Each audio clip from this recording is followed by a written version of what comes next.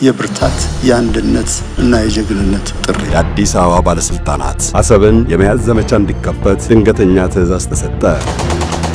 አሁን አቅም ተገነባ በቡሬ በኩል ወደ አሰብ እንዲዘምት አሰማሩት። እየቆረጠ ነው ያለውን ሾልኮንዳይ የአሰብ ዘመቻ ኪሳራ፣ የቡሬ ግንባሩ እልቂት።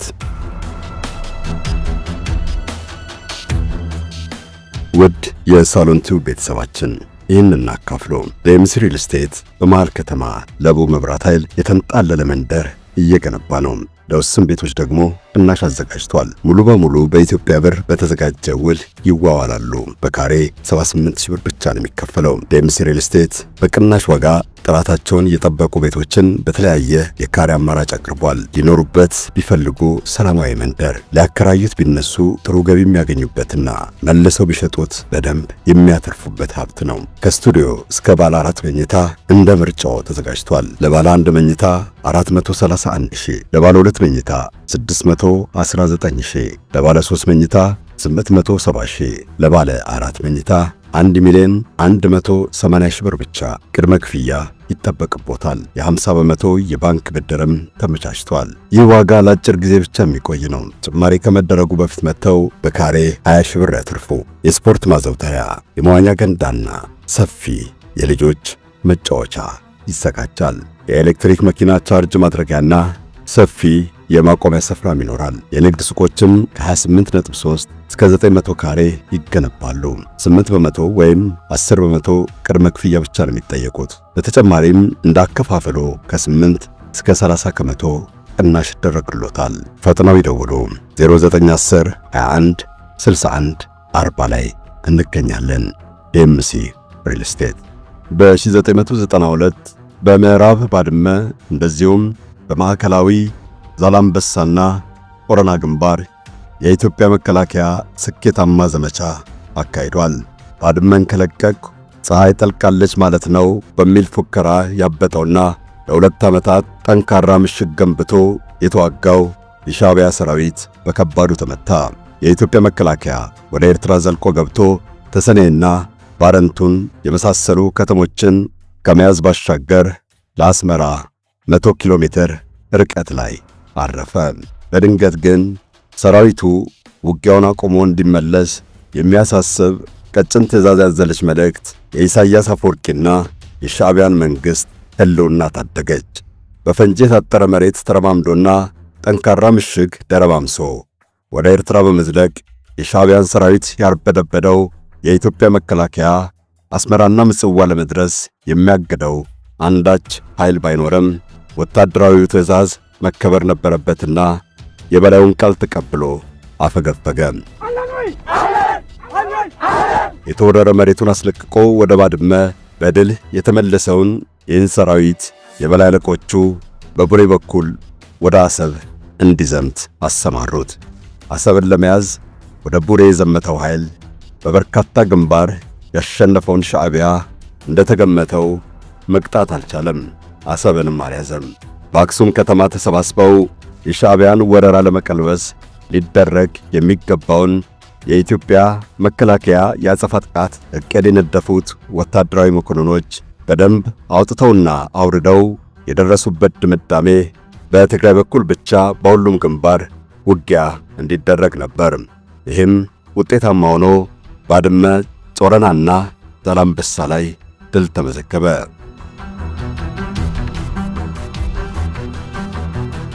ሰራዊቱ ወደ ኤርትራ ከዘለቀበት ተመለስ ከተባለ በኋላ ግን በምስራቃዊው አፋር ቡሬ ግንባር የአጸፋ ጥቃት እንዲከፍት ታዘዘ። በአክሱሙ የጦር መኮንኖች ስብሰባ በቡሬ ግንባር ጥቃት እንዳይከፈት የተላለፈው ውሳኔ የብዙዎችን ድጋፍ አግኝቶ ነበር የጸደቀው። በቡሬ በኩል የኢትዮጵያ ሰራዊት ዘመቻ ቢከፍት ከአካባቢው አሩራማነትና ሙቀት አንጻር ተፈጥሮ ሊጎዳው እንደሚችል ተመክሮበት ነው የታመነው። ውሃተሙና መልክዓ ምድሩ ሰራዊቱን እንደሚፈትነው ታምኖበታል።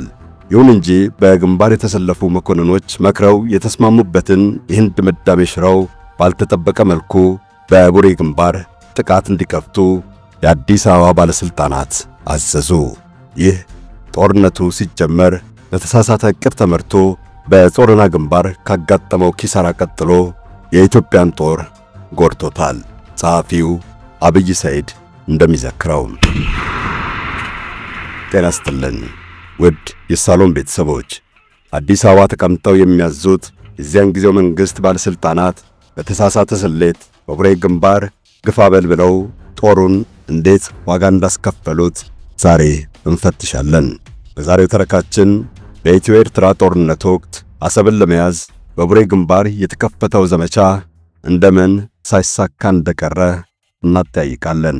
ቡሬ በረሃ ላይ የወደቁትን የኢትዮጵያ ጀግኖች ሰማዕትነት በመዘከር አሰብን ለመያዝ ስለተካሄደው ተጋድሎ እናወሳለን። አብዱል ሰመድ መሐመድ አብራችሁ እንድትቆዩ ጋብዛለሁ።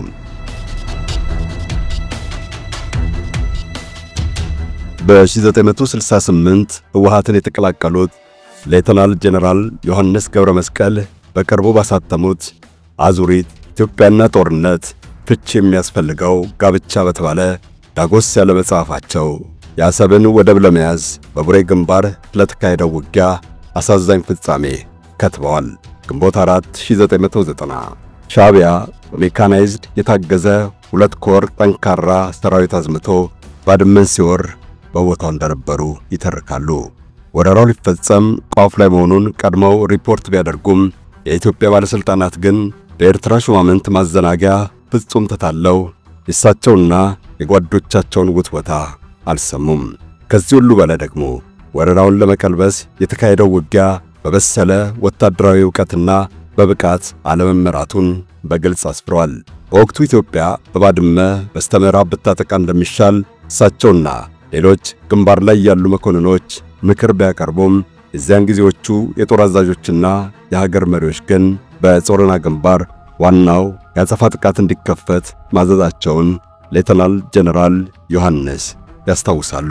በዚህ የተነሳ በ1991 የኢትዮጵያ ሰራዊት በጾረና ግንባር በሜካናይዝድ ታግዞና ብዙ ኃይል አሰባስቦ ዘመቻ ጀመረ።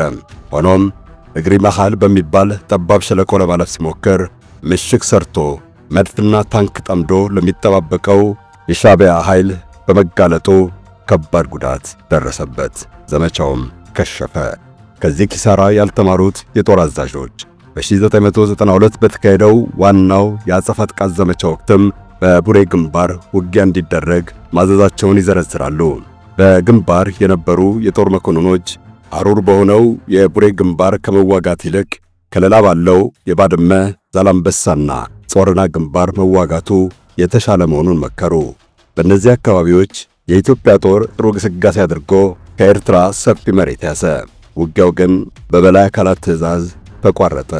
ባልታወቀ ምክንያትም ጾረና ላይ የተሰለፉት ጄኔራል ታደሰ ወረደ በአፋር መስመር ወደ ቡሬ ግንባር ሄደው አዲስ ሌላ ውጊያ እንዲመሩ ታዘዙ።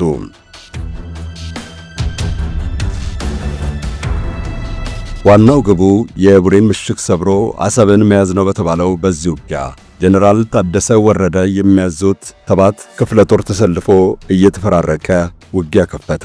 ለ4 ቀናት ተፋለመ። የኤርትራ ጦር ከጥቂት እግረኛ ተዋጊ ጋር ታንክና መድፍ አሰልፎ ምሽግ ሰርቶ ሲጠባበቅ ቆይቷል። ከሁሉ በላይ በዚህ ውጊያ የኢትዮጵያ ጦር አስቸጋሪ የተፈጥሮ ሁኔታና መልክዓ ምድር ሰለባ እንደሆነ በመጽሐፋቸው የጠቀሱት ሌተናል ጄኔራል ዮሐንስ ውሃጥምና ሐሩሩ እንደፈተኑ ያስታውሳሉ። ራስን ሩህን የሚያስተውን የቡሬ ግንባር ሐሩር መቋቋም ለሰራዊቱ ከባድ ነበር። ከዛ ባሻገር መሬቱ ሹል ድንጋይ ሞልቶታል። ይህ ችምችም ብሎ የተከመረ የአፋር ጥቁር ድንጋይ የመድፍ ቅንቡላና ጥይት ሲያርፍበት የሚያነሳው ከባድ ፍንጣሪ ብዙ ሰው ገድሏል። አንድ የመድፍ አረር ወይም የመድፍና የታንክ ቅንቡላ ድንጋዩን ሲመታው ፍንጠርጣሪው በዙሪያው እስከ 60 ወታደር ከጥቅም ውጭ አድርጎ ስለሚጎዳ ሰራዊቱ በእጅጉ ተፈተነ። ጄኔራል ታደሰ ወይም ወዲ ወረደ ግን በበላይ አለቆቻቸው በታዘዙት መሰረት ግፋ በል ብለው ውጊያውን ቀጠሉ። ይሁን እንጂ ሰራዊቱ ሰፊ ጥቃት ከፍቶና ብዙ ከፍተኛ መስዋዕትነት ከፍሎም የሻዕቢያን ምሽግ ሊሰብር አልቻለም። አሰብን ለመያዝ የተካሄደው የቡሬ ግንባር ዘመቻ ከኪሳራ በቀር ውጤት አላስመዘገበም። አስቀድመው ዘመቻው እንደማያዋጣ አሳስበው ነበር። እነሆ ባለስልጣናት ምክር አልሰማ ብለው ሰራዊቱን በመከራ አስተማሩት። አሰብን ለመያዝም ቢሆን አስቸጋሪው የቡሬ ግንባር መዘመቱ አደገኛ ውጤት እንዳመጣ በተግባር ተረጋገጠ። በመጨረሻም አጠቃላዩ ጦርነት በአልጀርስ የሰላም ስምምነት መቋጨቱን ሌተናል ጀነራል ዮሐንስ በመጽሐፋቸው ከትበዋል። ጦርነቱ ቆሞ ሰላም አስከባሪ ወደ ቦታው ሲሰማራም በየስፍራው ወድቆ የቀረው የሰው አስከሬን ተበላሽቶ አላሰራ ብሎ እንደነበር ያስታውሳሉ። ያን ዓለም አቀፉ ሰላም አስከባሪ ኃይል የሟቾቹን አስከሬን የሁለቱም ሀገራት መንግስታት ሰብስበው እንዲቀብሩ ጥሪ ያቀረበ። ኤርትራ በዛ ግንባር የሞተባት እንደሌለ ስለገለጸች አስከሬን የመሰብሰብና የመቅበሩ ኃላፊነት በኢትዮጵያ ጦር ላይ እንደወደቀ የሌተናል ጀነራል ዮሐንስ መጽሐፍ ይተርካል። ይህ መጽሐፍ አሰቃቂውን የቡሬ ግንባር ኪሳራ ሲተርክ ለጀነራል ታደሰ ወረደ ያን ስህተት የሞላው ወታደራዊ ትዕዛዝ ከአዲስ አበባ ማን እንዳስተላለፈ መልስ ለማፈላለግ ይሞክራል። አንዳንድ የጦር መኮንኖች የመተምታ ብለው በቡሬ ለምን ተዋጋን፣ ተስማምተን ካጸደቅነው እቅድ ውጪ ለምን ተልእኮ ተሰጠ የሚለውን ጥያቄ በግምገማ ወቅት አንስተዋል። ጉዳዩ ተደባብሶ እንዲታለፍ የበላይ ባለስልጣናት በወቅቱ ቢጥሩም ከጠቅላይ ሚኒስትር መለስ ዜናዊ ቡድን ጋር ግጭት ውስጥ የገቡት ጀነራል ጻድቃን ገብረተንሳይና አቶ ስዬ አብርሃን የመሳሰሉ ሰዎች የተሰባሰቡበት አንጃ በድብቅ ትዕዛዝ መስጠቱን አብዛኛው የሰራዊት አባል እንደደረሰበት በመጽሐፉ ተዘርዝሯል። የቡሬው ዘመቻ ወታደራዊ ዕውቀትና ስልት የጎደለው ብቻ ሳይሆን በመጨረሻም በሕገ ወጥ ትዕዛዝ እንደተካሄደ ተረጋገጠ።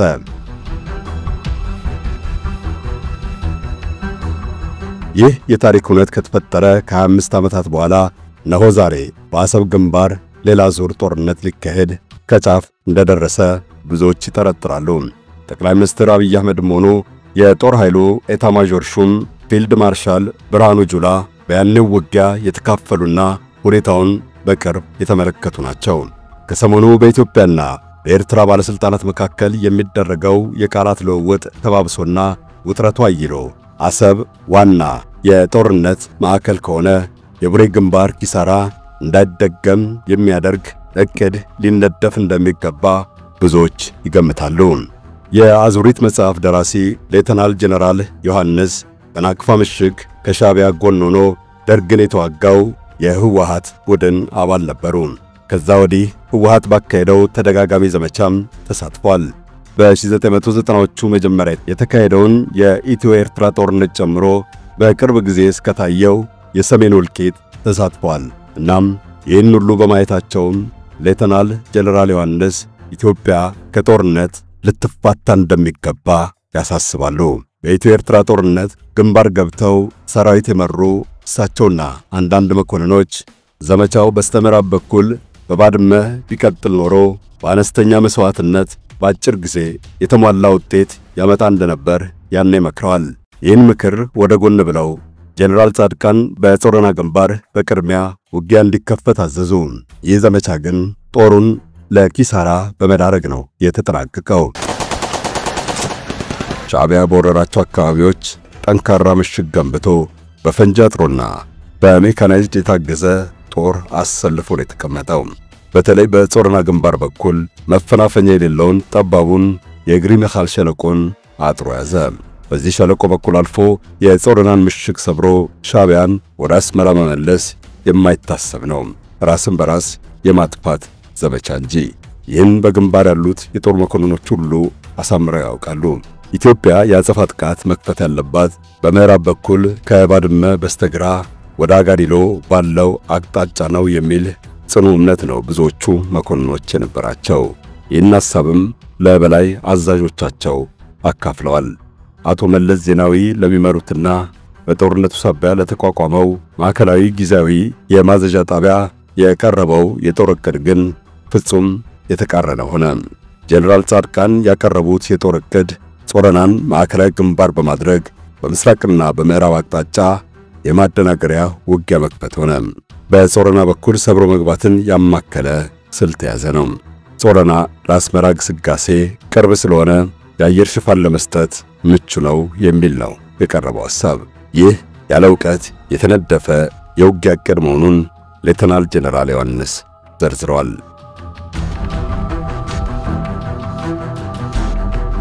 እነ ጀነራል ጻድቃን፣ አቶ መለስ ዜናዊና አቶ ስብሃት ነጋ ኢትዮጵያ በእኛ ዘመን በውጭ ኃይል እንዴት ትደፈራለች የሚል ጀብደኝነት ገፋፍቷቸው በቅጡ ባልተጠናና መሬት ላይ ያለውን ተጨባጭ ሁኔታ ባላገናዘበ ዕቅድ በጾረና ግንባር ውጊያ እንዲደረግ ወሰኑ።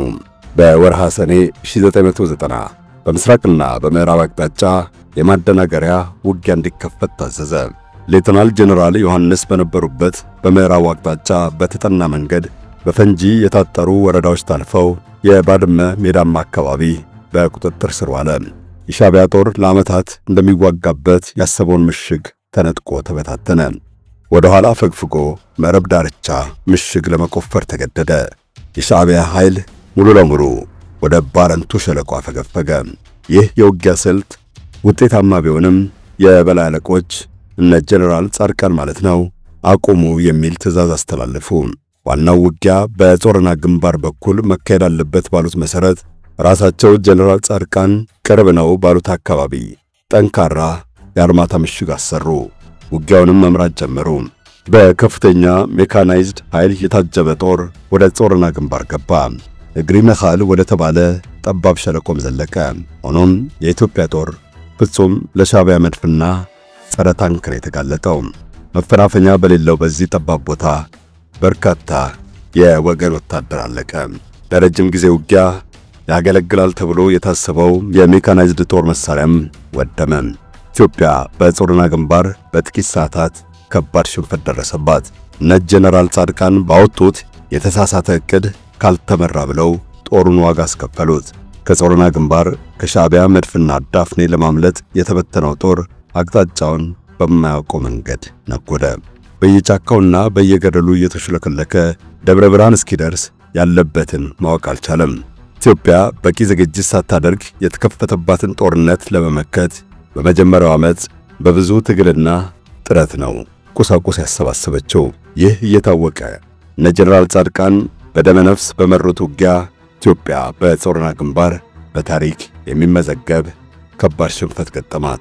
የጾረናው ሽንፈት የሻዕቢያን ወኔ ገነባ፣ ለኢትዮጵያ ደግሞ ቁስል ሆኖ አለፈ። እየቆረጠ ነው ያለውን ሾልኮ እንዳይሄድ በዚህ ወቅት ጀነራል ጻድቃን ወደ ጎን ተብለው ጀነራል ሳሞራ የኑስ ዋና የዘመቻ አዛዥ ሆነው ተሾሙ። ከጾረና ግንባር ኪሳራ ፈጥኖ የተማረው የኢትዮጵያ መከላከያ በቶሎ አገግመው ትግራይ ላይ ወረራውን መቀልበስ ችሏል። የኢትዮጵያ የአጸፋ ጥቃት ዘመቻ በባድመ በኩል ስኬታማ እንደሚሆን የበታች የጦር መኮንኖች ምክር በተግባር ተፈትሾ በውጤት ተረጋግጧል። ይሁን እንጂ ከዛ ሁሉ በኋላ አይሆንም በተባለው በቡሬ በኩል አሰብን የመያዝ ዘመቻ እንዲከፈት ድንገተኛ ትዕዛዝ ተሰጠ። ይህ እቅድም ቢሆን ሰራዊቱ አስቀድሞ በጾረና የገጠመው አይነት ከባድ ኪሳራ ነው የደረሰበት። በኢትዮጵያና ኤርትራ ጋር በተካሄደው ጦርነት የኢትዮጵያ መከላከያ ያካሄደው ዘመቻ ፀሐይ ግባት የሻዕቢያን ጥጋብ ያስተነፈሰና የአፍሪካ ህብረትን የሰላም ጥሪ ተገዶ እንዲቀበል ያደረገ ነበር። ያ ጦርነት የትውልዱን ጀግንነትና ሰማዕትነት አስመስክሯል። ከ1990 እስከ 92 በዓለም በተደጋጋሚ ከታየው ከባድ የምሽግ ውጊያ አንዱ ነው ተብሏል። በዚያ ወቅት ስኬትም ሆነ ውድቀት ከደረሰበት የኢትዮጵያ ትውልድ ዛሬ ብዙ እንደምንማር ተስፋ እናደርጋለን። ባድመ፣ ሸራሮ፣ ዛላምበሳ፣ ቡሬ ወዘተ እየተባለ በብዙ ግንባር የተዋደቀው ያ ትውልድ ነፃ ያወጣውን አካባቢ በዓለም አቀፍ ፍርድ ቤት ለኤርትራ እንዲያስረክብ ነው የተፈረደበት። አይደለም አሰብ፣ አስመራም ሆነ ምጽዋ መግባትና ለኤርትራ መልካም ጉርብትናን ማስፈን የሚፈልግ መንግስት ማንበር ይቻል ነበር። ነገር ግን ያ ትውልድ ሻዕቢያና ኢሳያስን በህላዌ እንዲተው ታዘዘና ተመለሰ። በዚህም የተነሳ ኢትዮጵያ ለ20 ዓመታት በእጃዙር ግጭትና በስጋት ተጠምዳ ቆየች። ኢትዮጵያ ኤርትራ ተገንጥላ ነፃ መንግስት እንድትመሰረት ከፍተኛ ዋጋ ከፍላለች። የኤርትራ ህዝበ ውሳኔ ውጤት ሲታወጅ ለተቃውሞ ሰልፍ በመውጣታቸው ብቻ በመንግስት ጥይት ከተቆሉት የአዲስ አበባ ዩኒቨርሲቲ ተማሪዎች አይረሱም። እነሱም ሆኑ ሌላው ኢትዮጵያዊ ስለ ኤርትራ መገንጠል አንዳችም ትንፍሽ እንዳይል ለብዙ ዓመታት ተፈርዶበት ቆይቷል።